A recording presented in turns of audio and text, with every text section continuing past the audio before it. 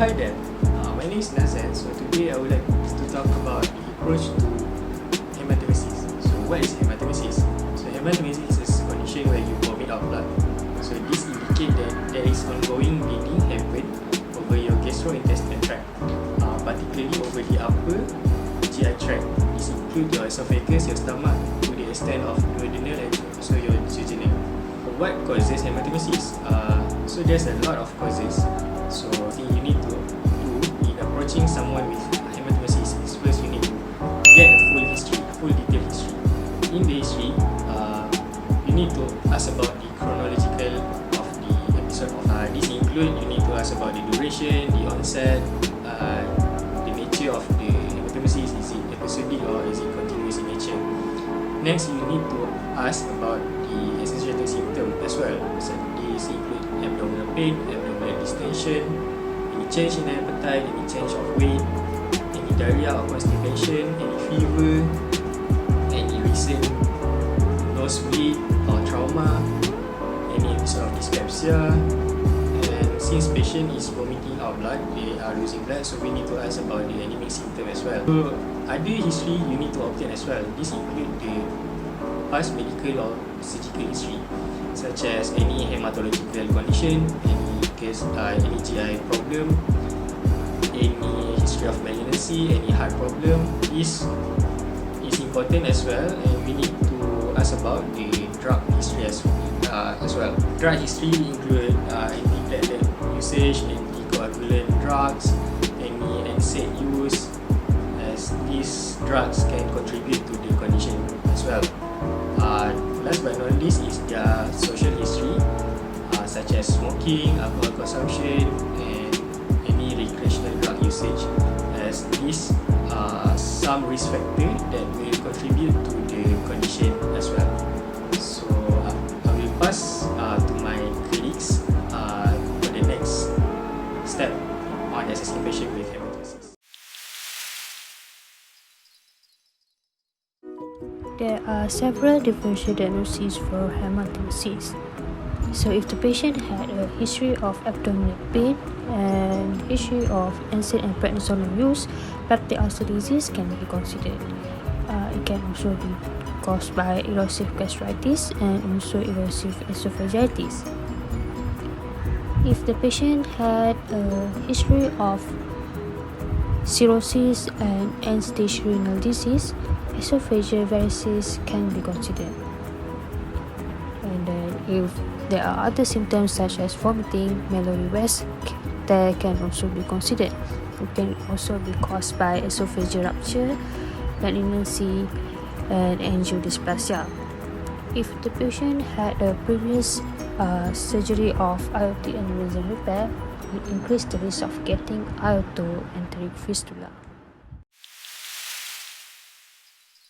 For physical examinations, first check for the vital signs, which include blood pressure, heart rate, respiratory rate, and also temperature to assess for hemodynamic stability.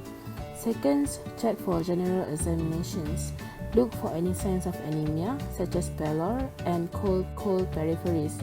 And look for stigmata of chronic liver disease, such as jaundice, haematema, and also clubbing. And do a lymph node operation for signs of metastasis. Next is the abdominal examinations, where for inspection we look for distended abdomen, which suggestive of ascites, and also any presence of spider nevi.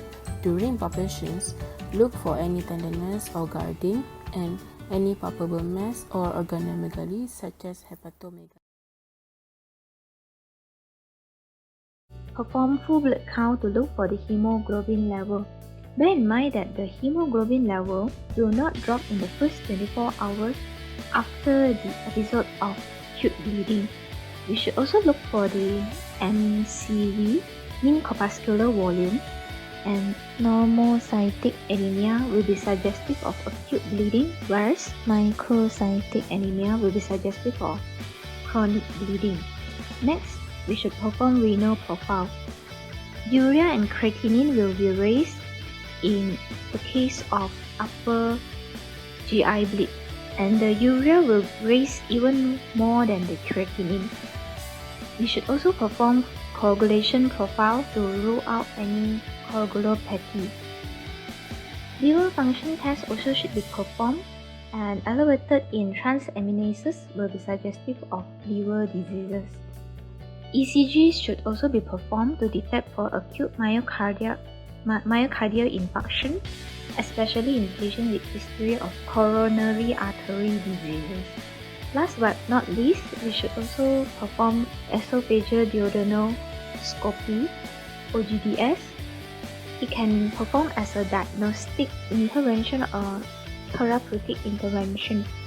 So it can confirm the bleeding in upper GI tract and identify the source of bleeding. It could also perform biopsy if we suspect there's presence of Helicobacter pylori. Therapeutic-wise, we can do ligation if we encounter any viruses while performing OGDS.